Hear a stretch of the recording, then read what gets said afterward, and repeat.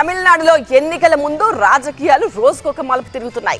TVK party ఆవిర్భావం తర్వాత ప్రధాన పార్టీల్లో ఉన్న అసంతృప్త నేతలు విజయ్ పార్టీ వైపు చూస్తున్నారు. తాజాగా మధురై కాంగ్రెస్ కీలక తీర్మానం చేసింది.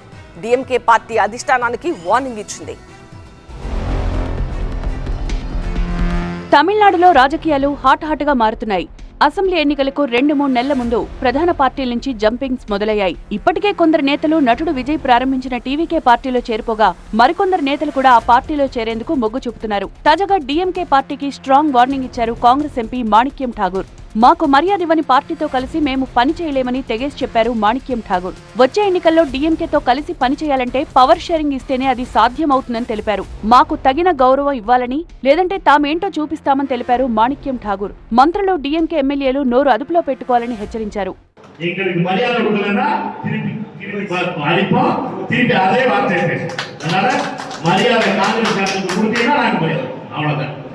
எம்பி போட்டுருக்கேன். நீங்க எம்பி எங்களை வச்சு நான் திருப்பி எம்பி அடிக்க போறது, நான் விரும்புகிற எம்பி அடிக்க போறது எதுக்கு? என்னைய பொறுத்தவரை என் கட்சி முக்கியம். என்னைய பொறுத்தவரை எம்பி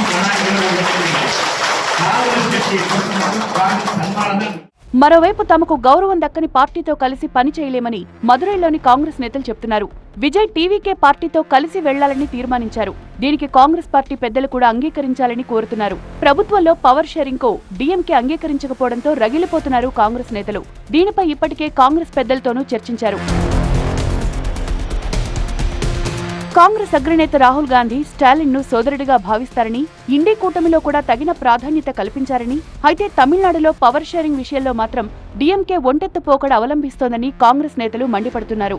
అందుకే ఈసారి డీఎంకేకు బదులుగా టీవీకే పార్టీతో జట్టు కడదామని కాంగ్రెస్ అధిష్టానానికి సూచిస్తున్నారు. దీంతో తమిళనాడు రాజకీయాలు ఒక్కసారిగా హీటెక్కాయి.